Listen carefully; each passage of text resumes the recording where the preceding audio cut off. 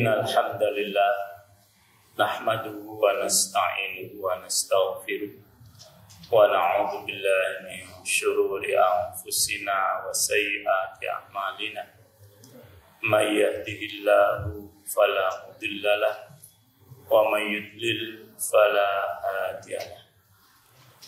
Asyhadu an la ilaha illallah wahdahu la syarika lahu wa asyhadu anna Muhammadan abduhu wa rasuluh. Masya Allah an wa ma lam yasha lam yakun. La haula wa la quwata illa billahil azim. Para ikhwan dan juga akhwat yang ada di lantai 1, jamaah salat subuh yang dimuliakan oleh Allah, mari kita awali kajian pagi ini dengan membaca doa penuntut ilmu. Bismillahirrahmanirrahim. Rabbi zidni ilma, Allahumma anfa'ni bima 'allamtani wa 'allimni ma yanfa'uni warzuqni ilman yanfa'uni. Amin. Para ikhwan dan akhwat, salah satu kekuatan Al-Quran adalah dapat mengetuk hati kepada siapapun yang mau memperhatikan, baik itu muslim maupun non-muslim. Maka banyak orang-orang yang masuk Islam karena terketuk hatinya dengan Al-Quran. Yang sering kita dengar adalah kisah Umar bin Khattab. Dia masuk Islam ketika mendengar surah Toha dibacakan oleh adiknya. Hati yang begitu keras, dan bahkan tujuan yang dia lakukan utamanya adalah untuk membunuh Rasulullah SAW. Setelah mendengar surah Toha, hatinya luluh, kemudian masuk Islam. Nah, ada lagi yang ini jarang diungkapkan. Ada seorang sahabat namanya Amr bin Jamuh. Beliau termasuk orang-orang yang awal masuk Islam di Madinah. Jadi ketika datang perintah hijrah, kemudian banyak umat Islam yang hijrah ke Madinah. Dan juga Rasul mengirimkan sebelumnya seorang mubalik untuk mengajar di Madinah sebelum beliau datang. Akhirnya di Madinah mulai merebak ajaran Islam. Nah, Amr bin Jamuh ini salah satu tokoh atau orang kafir. Seandainya tokoh, dia terkenal. Dia punya kebiasaan menjaga berhala dengan sebaik-baiknya yang dia sembah. Dia punya sebuah patung yang ditaruh di tempat khusus di rumahnya, yang setiap saat patung itu setiap hari dibersihkan, dimandikan, diberikan minyak wangi, dan seterusnya. Kemudian dia sembah.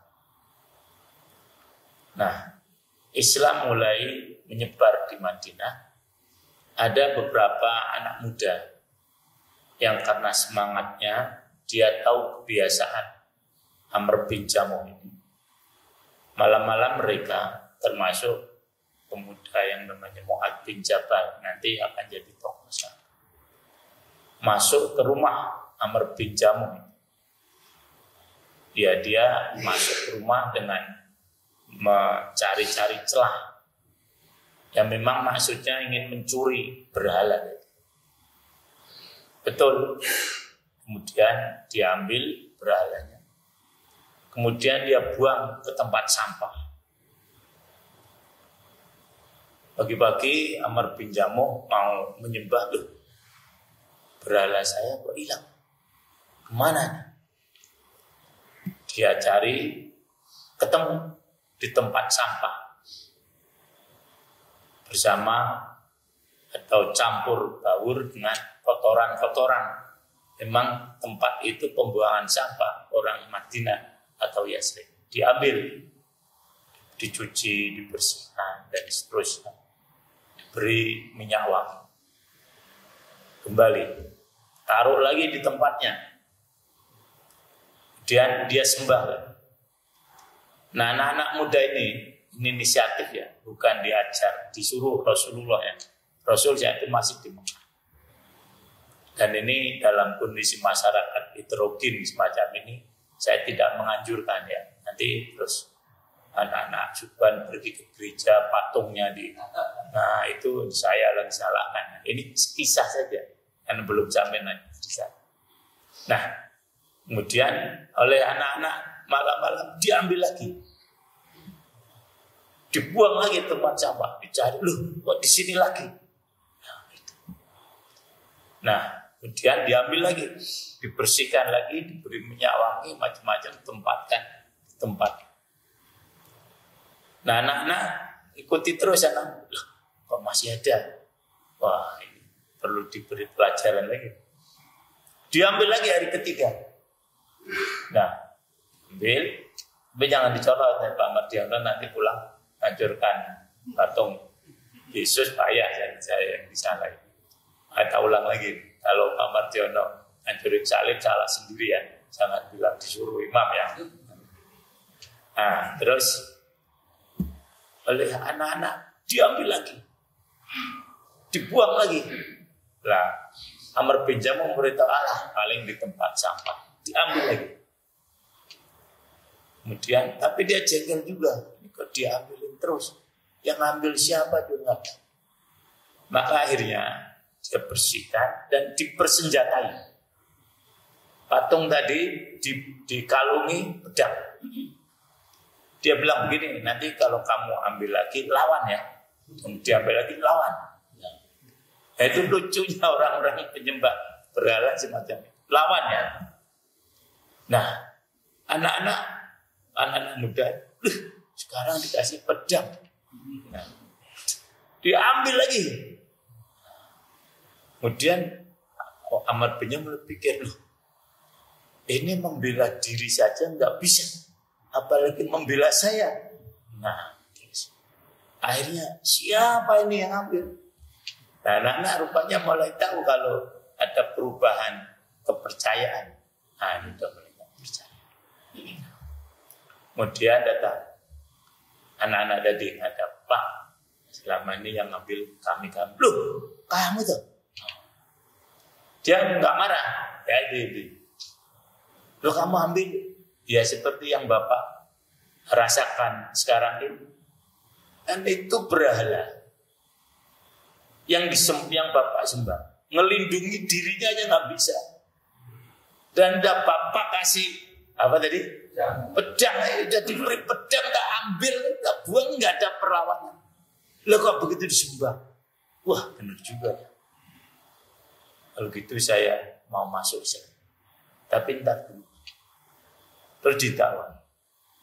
Kalau nanti kamu masuk Islam, akan mendapatkan pelajaran dari Islam ini, sesuatu yang indah, yaitu Quran. Nah, para ikhwan, betapa pentingnya Quran. Ini buat tambah disertasi lumayan ya. Bahan disertasi. Ini ada di buku sahabat-sahabat Nabi, yaitu. Kemudian setelah itu dibacakan oleh anak-anak surah Fatihah. Ini belum masuk Islam nih. Nah, ya baru didakwah. Tertarik dia. Bacakan semua. Indah benar. Ini bukan kata-kata orang biasa. Ada sesuatu yang tersembunyi di sini. Bahasanya indah, isinya sangat dalam. Jelas bukan ucapan manusia. bukan ucapan Nabi Muhammad ya, seperti kata siapa itu yang di sana tuh. Ya, Quran itu bukan ucapan Rasulullah. Kalau ucapan Rasul namanya hadis. Kalau Quran itu ucapan Allah Subhanahu wa taala. Maka kan kemudian jadi ribut umat Islam secara umum di Indonesia ini, orang ngomong ngawur banget, nggak ngerti ilmu. Ya itu. Quran itu pengertiannya memang adalah kalamullah, ucapan Allah. Lah kalam Rasul namanya hadis. Nah, wah ini orang kafir saja bisa memahami semacam itu. Lah ini orang Islam nggak paham kan kebangetan. Orang kafir aja memahami kalau ini kalamullah, bukan ucapan Rasulullah. Lah ini ada orang Islam ngaku Islam, tidak paham dengan ini, atau memang ya pura-pura tidak paham. Akhirnya apa? Nah, kalau gitu saya masuk sini. Nah inilah para dibacakan surah apa tadi? Al-Fatihah. Memang surah Al-Fatihah ini dahsyat sekali para manusia. Kalau kita pelajari, kalau kita hayati dari aspek susunannya saja. Jumhur ulama menyatakan surah Fatihah ini mulainya dari basmalah. Atau kalau tidak dari alhamdulillah. Tetapi saya memilih dari basmalah. Jadi ketika orang mau membaca Quran, mesti yang dia baca, yang dia ucapkan huruf apa? Ketika baca basmalah, bi. Nah, para ulama ahli tasawuf menyatakan memang manusia ini kalau digambarkan ucapannya dulu di alam arwah, pertama kali yang dia ucapkan adalah huruf ba. Nah, ketika kita ditanya oleh Allah di alam arwah dalam surah Al-A'raf, alastu birabbikum, apa jawabannya? Bala. Nah, itu analisis ya para ulama. Para hewan tidak setuju nggak apa-apa, ya itu. Soalnya ini memang bukan hadis. Tapi macam cocok juga. Ketika Mas Obi dulu di alam arwah, nggak tahu nih, ya, baru tahu mungkin. Ditanya itu oleh Allah, "Boy, siapa Tuhanmu? Alastu birabbikum? Bukankah saya ini Tuhan kamu?" Rohnya Mas Obi jawab, "Bala, benar."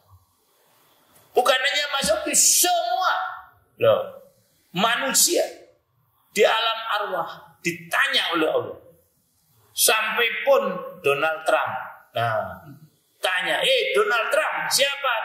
Alastu birabbikum? Dia jawab, "Bala, benar. Engkau Tuhan kami ya Allah."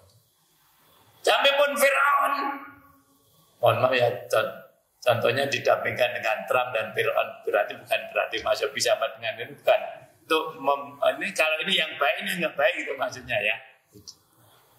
Fir'aun itu kan tidak ada orang yang lebih kafir ya daripada dia.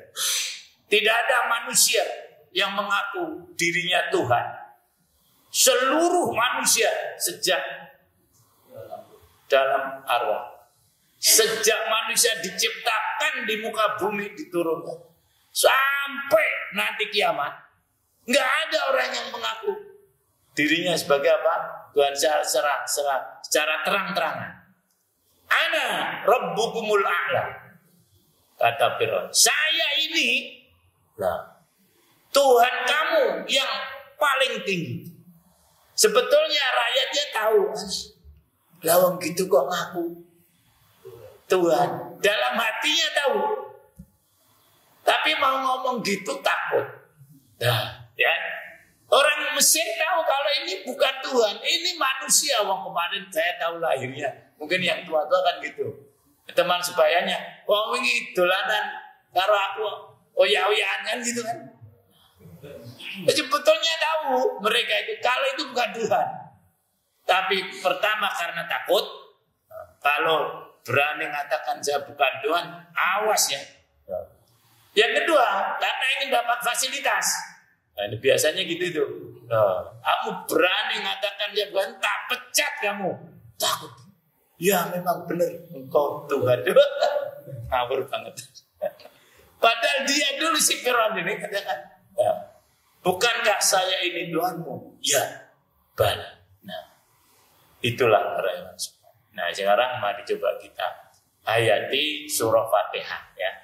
Kita baca bersama-sama. Tirukan saya ya.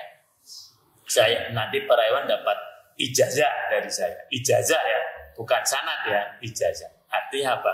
Ijazah itu salah satu berarti ada pengambilan. Sumber pengambilannya dari saya. Ajaztul ma, saya ngambil air dan saya membolehkan para hewan baca. Ya itu. Tirukan saya ya. Kita baca ta'awud dulu. Kalau ta'awud ini sepakat ya para ulama menyatakan kalau mau baca Quran baca ta'awud. Ya. Tirukan saya. Ini kalau saya punya sanad ya. Kalau para hewan mau ngambil sanad 2 tahun saya nanti ya belajar Fatihah ya. Mau Pak Mardiano? Orang gelem di masjid. Mau asal imam di sini terus kan gitu kan? Sabar ya. Ayo kita baca ya. A'udzu billahi minasy syaithanir rajim. Ayo.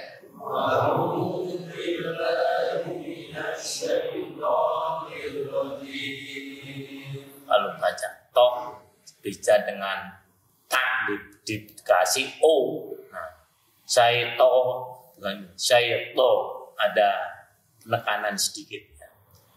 A'udzu billahi minasy syaithanir rajim. Ya. A'udzu billahi minasy syaithanir rajim. Bismillahirrahmanirrahim. Bismillahirrahmanirrahim. Salah satu kelemahan orang baca basmalah biasanya labialnya, syafawinya itu kurang mengatup ya. Padahal ba itu huruf syafawi di mana bibir dua-duanya harus mengatup rapat. Jangan sampai ada angin keluar. Bismillahirrahmanirrahim. Ya. Bismillahirrahmanirrahim. Alhamdulillahi rabbil alamin. Alhamdulillahi rabbil alamin. Kesalahan yang syai'ah, kesalahan yang agak merata itu, tapi ini alhamdulillah kayaknya enggak ada. Baca alhamdulillah, nah salah besar. Kalau ikut MTQ mesti kalah, ya, karena lam itu bukan huruf qalqalah, maka tidak boleh balik, harus ditahan. Tidak boleh, tidak boleh. Alhamdulillahi rabbil alamin. Alhamdulillahi rabbil alamin. Ar-Rahmanir Rahim. Ar-Rahmanir Rahim. Yang depan tafkhim, yang belakang tartib. Aw, kemudian nir. Kalau tafkhim itu bibir dua-duanya maju ke depan. Kalau tartib itu bibir ditarik ke samping. Perhatikan mulut saya. Ar-Rahmanir Rahim. Ayo.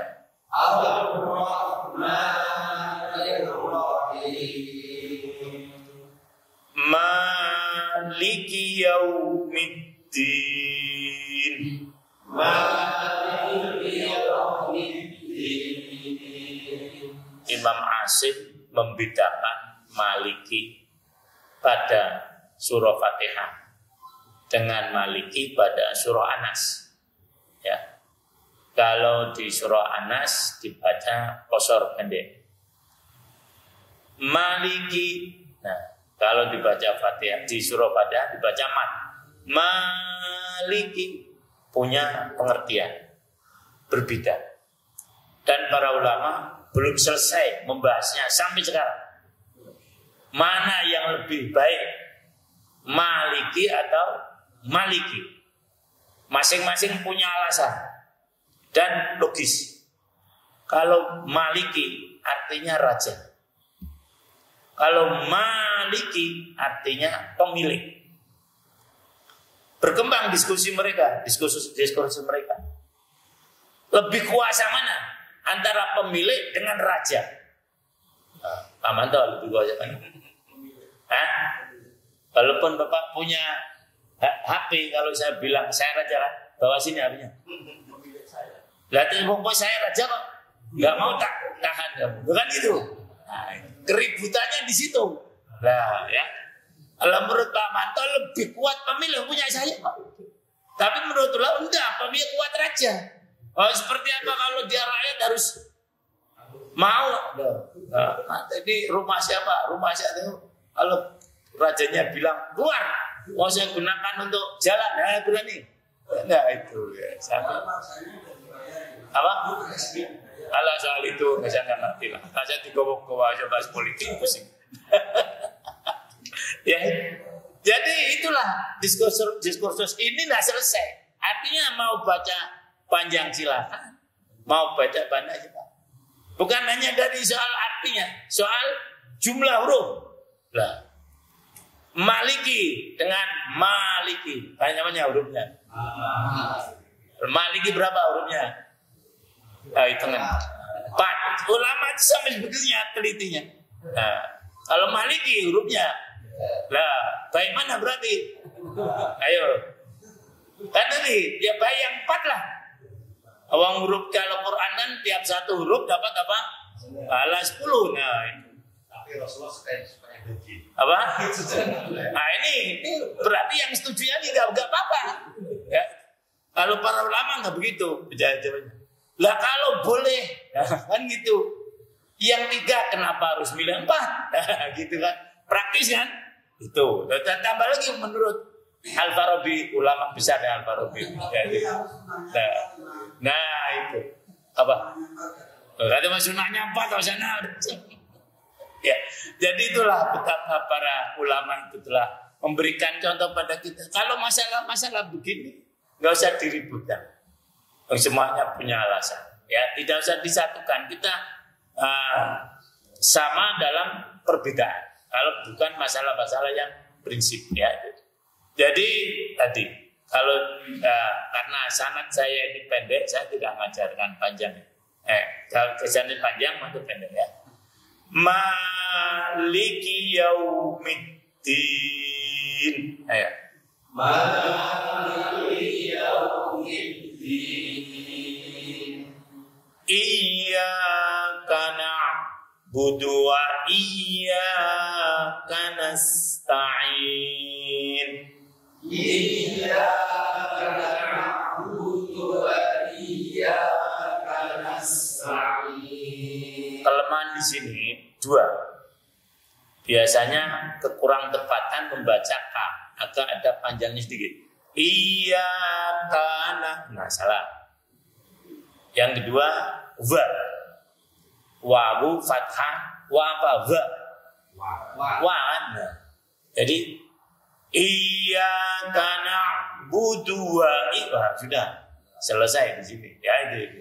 Jadi upayakan wawunya jangan wa ya. Ya seperti kita karena memang lidah orang Jawa ya. Nah, Allah aja bisa jadi apa? Allah. Nah, Gusti Allah ya itu. Kemudian dimaafkan ya. Nah, ya. Iyyaka na'budu wa iyyaka nasta'in. Iyyaka na'budu wa iyyaka nasta'in. Kalau orang Sunda, saya murid Sunda, hampir nggak ada yang benar baca ini. Pada makhraj dal, ini bukan berarti jelekkan orang Sunda ya. Nah, kita ini dan saya pernah ambil mata kuliah ini pada waktu S2 walaupun tidak selesai tentang kelemahan-kelemahan orang-orang ajnabi non Arab tentang pengucapan lafaz. Misalnya orang Jawa itu lemah di ain.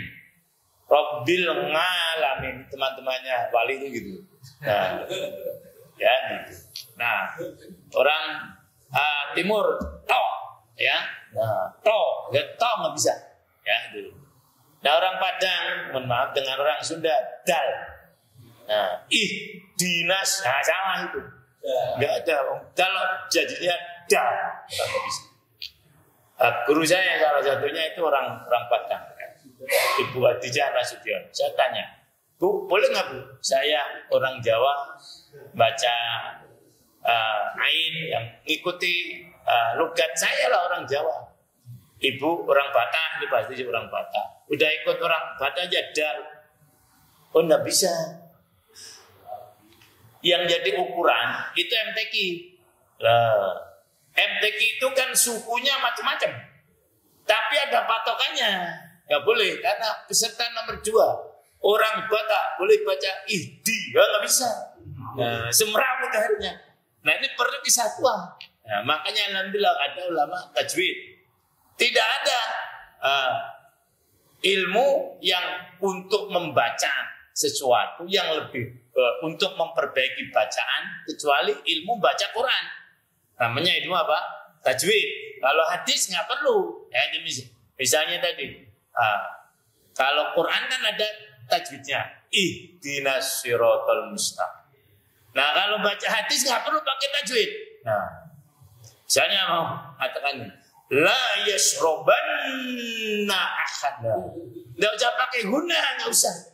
Nah, ada kadang-kadang ini apa namanya puji-pujian pakai ilmu tajwid, yang nggak usah. Ya itu.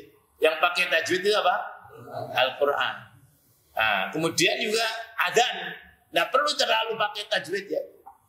Allahu Akbar, Allahu Akbar, asyhadu an la ilaha illallah. Itu kan lebih dari 3. Nah, nggak usah. Jadi memang tidak ada patokannya ya. Jadi tadi biasanya kelemahannya di situ. Dal itu lidah tidak di belakang gigi. Kalau di belakang gigi ya jadi dal. Nah ya, pas dengan gigi mudahnya gitu akan digigit sedikit. Ihdi, bukan ihdi. Ya, ihdinas siratal mustaqim. Ayo.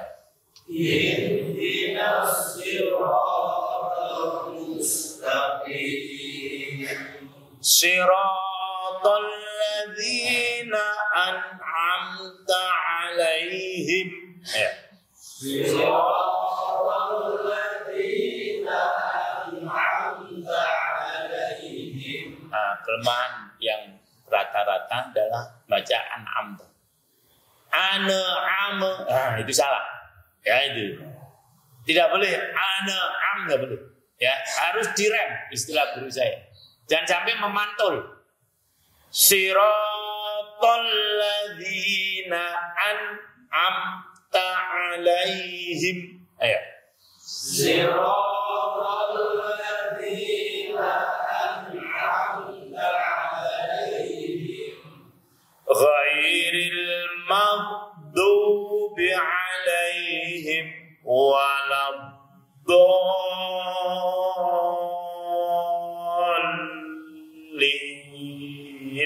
Ya. Ghairil maghdubi 'alaihim waladdallin.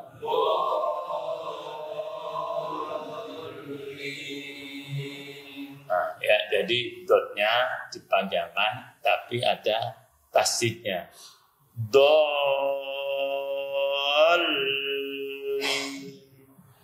Wakofnya pun boleh. Tidak seperti wakof saya tadi, tapi karena dulu saya ngajarnya saya wakof di situ, Siratal ladzina an'amta 'alaihim ghairil maghdubi 'alaihim waladdallin. Amin. Silakan ya. Tapi kalau saya tadi Siratal ladzina an'amta 'alaihim. Ayo. Siratal ladzina an'amta 'alaihim ghairil maghdubi 'alaihim waladdallin.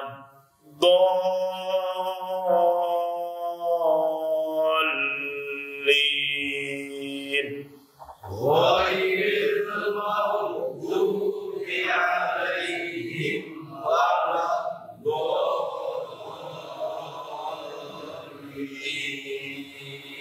Amin bukan dari Fatihah. Ya, mau baca silakan, tidak baca silakan. Hanya menurut para jumhur ulama, kalau sholat Rasul membaca amin. Tapi menurut Imam Abu Hanifah enggak.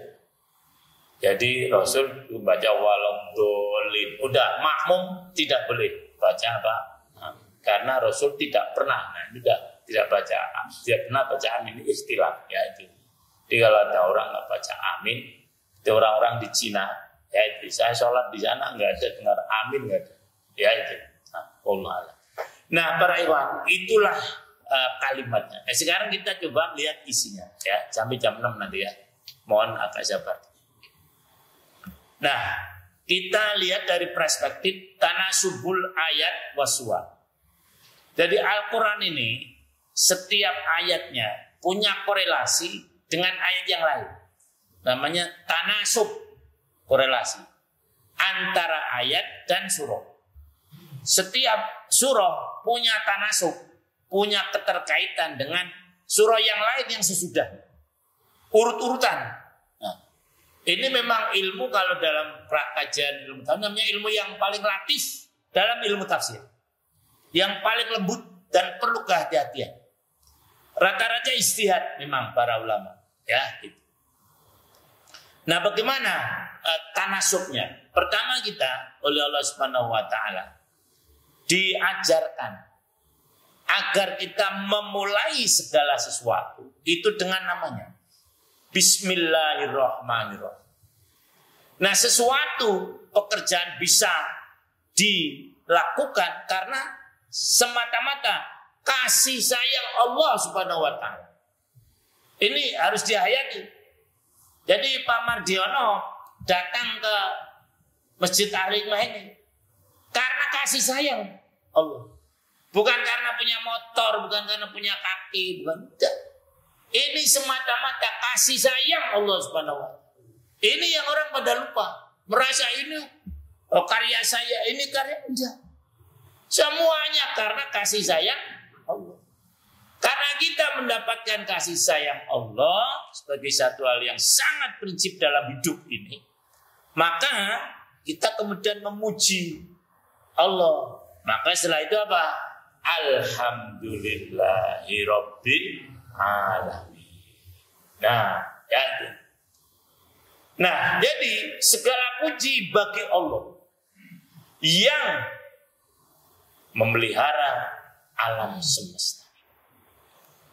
Jadi tarbiyah Allah landasannya adalah kasih sayang.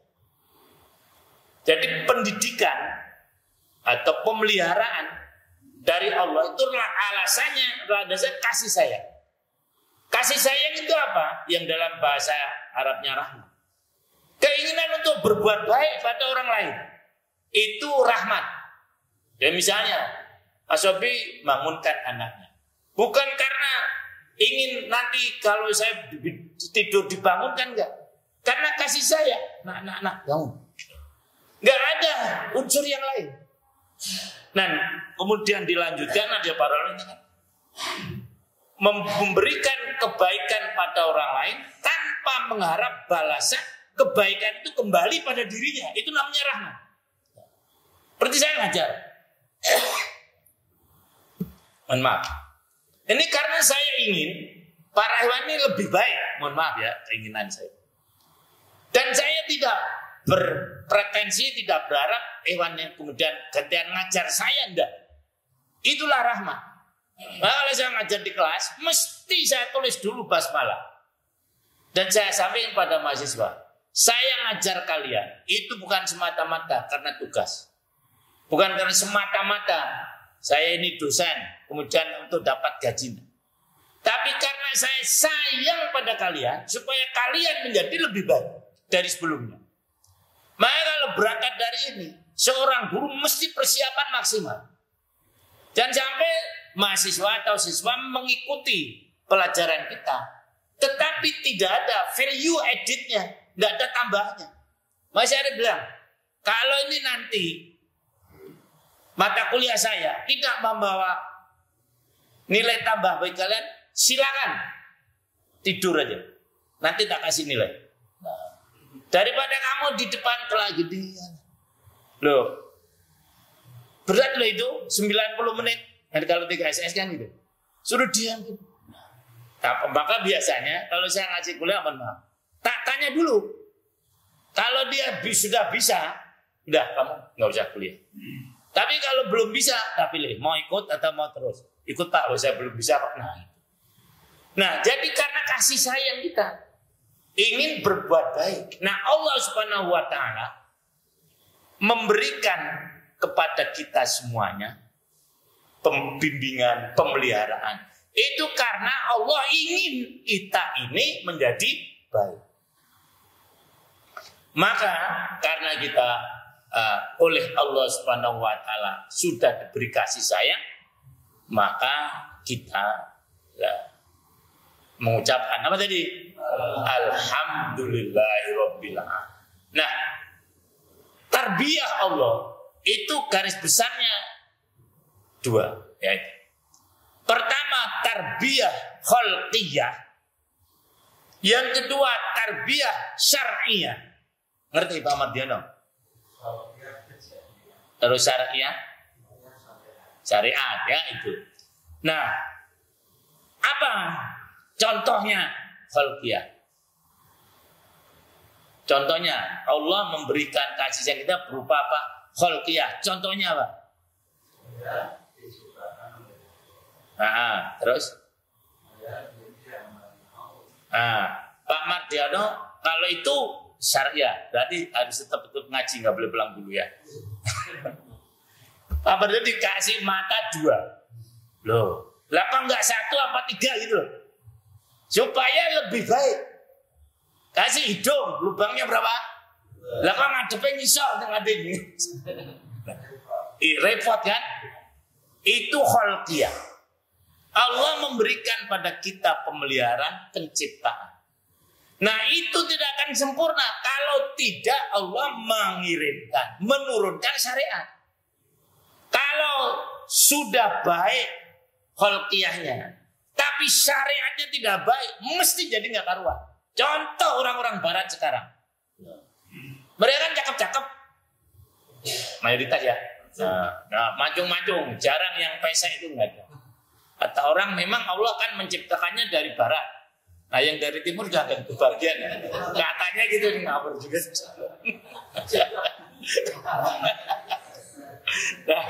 Nah, kok tinggi-tinggi enggak? Badan betulnya enggak. Karena makanan kan. Kalau enggak stunting lah, kayak model saya ini makan waktu kecil kan sembarangan. Maka anak-anak sekarang jarang yang apa namanya, yang pendek-pendek. Cara rata-rata di atas 160. Kalau generasi 50-an, nah rata-rata itu 160 ke bawah. Nah ya, Bapak berapa? 158. Jadi model gizi-gizi kurang. Nah itu syariat. Maka Allah menurunkan agama. Kalau enggak ya seperti sekarang ini, bingung ribut. Orang Jepang udah pusing. Lah, karena mereka hanya menggunakan logika.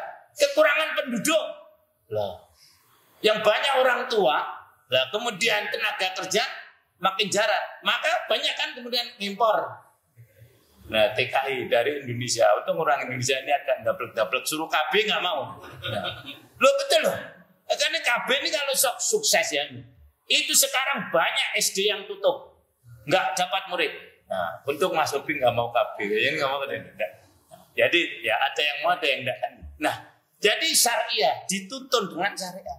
Maka kalau ingin tetap dipelihara Allah, laksanakan syariat. Kalau enggak rusak dah. Seperti di barat, berapa tahun lalu ada di Inggris dengan Mas Arif. Ini lihat orang-orang tua jarang yang nuntun anak, yang dituntun anjing. Karena mereka udah nggak pada mau punya anak. Kan itu repot punya anak itu, pusing. Mendingan punya anjing nggak musingkan kan. Nah itulah tarbiyah syariah. Alhamdulillah kita masih bisa sholat subuh dan sebagainya. Nah, dalam rangka pembelian syariah ini, alhamdulillah rabbil alamin, tetap Allah ulangi lagi, Ar-Rahmanir Rahim. Nah, karena kasih sayang Allah. Ar-Rahman secara umum kepada siapa saja yang menentang atau yang taat pada Allah tetap diberi kasih sayang. Nah, kalau Ar-Rahim ini kepada yang taat saja. Orang kafir itu loh, nggak mau ngakui kalau Allah itu sebagai Tuhannya, masih diberi kasih sayang oleh Allah. Walaupun kamu tidak ngakui saya sebagai Tuhan, tapi kamu tetap bisa kasih napas. Coba kalau Allah kejam, kamu ngakui saya dengan Tuhan, nggak usah kasih napas, udah mati semuanya. Dan seterusnya. Ar-Rahmanir Rahim. Sebagai wujud kasih sayang Allah. Nah, orang kalau sayang mesti memberi penghargaan. Kapan diberi penghargaannya? Kapan, Pak? Allah akan memberikan penghargaan pada kita kapan? Hari kiamat. Nah, maka pada ayat itu hari kiamat tidak disebut Maliki yaumil qiyamah, nggak begitu. Tapi Maliki yaumiddin. Sebagai kasih sayang Allah, puncaknya nanti. Kalau sekarang ini dikasih sayang masih sebagian-sebagian. Nah, nanti puncaknya ketika kita sudah di hari kiamat dan setelah itu di alam akhirat. Kita hidup ini diberi kasih sayang oleh Allah satu saja. Yang sisanya kan Allah punya 100. Satunya sekarang diberikan oleh Allah pada kita dan dibagi seluruh makhluk. Yang 99 diberikan kapan? Besok di surga. Lah, Maliki yaumiddin. Nah, supaya kita ini nanti mendapatkan balasan, ya tidak ada lain yang kita lakukan. Iyyaka na'budu wa iyyaka nasta'in. Karena yang membalas itu adalah Allah, betul nggak? Yang membalas bukan Pak Manto, bukan. Yang membalas bukan saya. Yang membalas, maka kalau ibadah jangan pada Pak Manto. Jangan pada saya. Ibadah pada Allah. Karena nanti yang membalas adalah Allah. Iyyaka na'budu wa iyyaka nasta'in. Dan setelah kita menyembah Allah, baru kita pantas untuk minta tolong. Jangan minta tolong dulu tapi belum kerja. Paling gitu. Jadi kerja dulu baru berdoa. Kan gitu. Makanya urutannya iyyaka na'budu wa iyyaka nasta'in. Nah apa? Nah, Allah ini saking sayangnya. Yang kita minta ini apa? Lu sampai diberi kelanjutannya. Kan kita bingung, ya Allah minta apa? Loh kan itu. Saking sayangnya, sampai minta saja itu diberitahu. Kamu mintanya ini seperti anak-anak kita. Nah, kamu sebaik-baik minta sama saya. Loh kan itu. Terus kita jawab, anak kita jawab, minta apa-apa. Walah menurut ngerti kan gitu. Marah gitu. Kalau lo udah minta saja dikasih tahu. Loh, karena kamu ini mesti perlu apa? Hidayah. Nah, jadi kalau minta adalah minta apa? Hidayah. Ini pemberian yang tidak ada banding kalau sudah dapat apa? Hidayah. Petunjuk dari Allah. Walaupun misalnya kita diberi mobil, tapi tidak bisa memakainya karena tidak ada apa? Petunjuk. Ya nggak bisa dikasih nih. Biasa. Kamu saya kasih mobil ya nih. Jaguar lagi. Ya ini. Tapi saya nggak bisa nyupir. Nah, maka hidayah itu yang paling penting.